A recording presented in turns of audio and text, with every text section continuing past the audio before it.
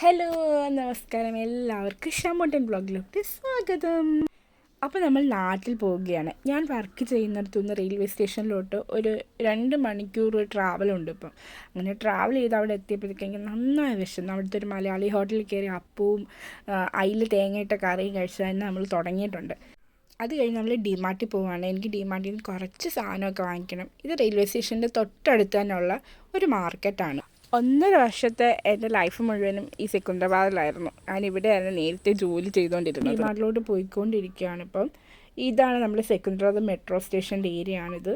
സത്യത്തിൽ ഇവിടുന്ന് ഡിമാർട്ടിലോട്ട് നടന്നു പോകാനുള്ള ദൂരമുള്ളൂ. ഞാൻ വീണത് കാരണം എനിക്ക് വേദനയുണ്ട്. അതുകൊണ്ട് എനിക്ക് നടക്കാൻ പറ്റാത്തത് കാരണം ഞാൻ ഓട്ടോ വിളിച്ചാണ് പോകുന്നത്. ആദ്യമായിട്ടാണ് അങ്ങോട്ട് ഓട്ടോ വിളിച്ച് ഞാൻ പോകുന്നത്.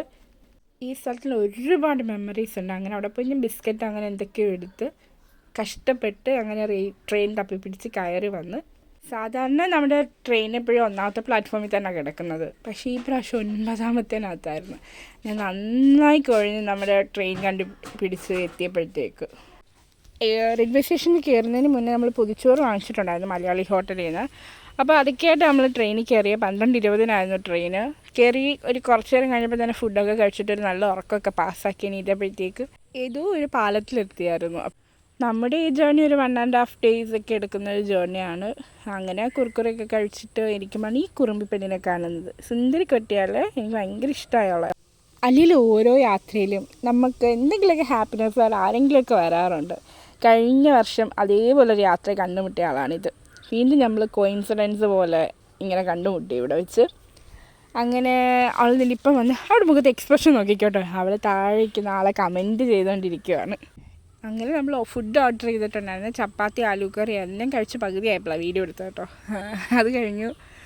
ആദ്യമൊക്കെ നല്ല ചൂടായിരുന്നു. ഞാൻ ഉറങ്ങാതെ രാത്രിയിൽ എണീറ്റിരിക്കും അവിടെ. അവസാനം മഴയൊക്കെ പെയ്യാൻ തുടങ്ങിയപ്പോൾ ഞാൻ കിടന്ന് നന്നായിട്ട് ഇറങ്ങി. ഇത് രാവിലെ ഞാൻ എണീറ്റാണ്ടോ ഉറക്കപ്പിച്ചലിരിക്കുകയാണ്. ഞാൻ മുഖമൊക്കെ ഞാൻ തുടച്ചിട്ട് ഞാൻ ഇങ്ങനെ ഇരിക്കുകയാണ്. ഫുഡൊക്കെ കഴിച്ചു. രാവിലെ ദോശ കഴിച്ചായിരുന്നു. വീഡിയോ എടുക്കാൻ പറ്റിയില്ല.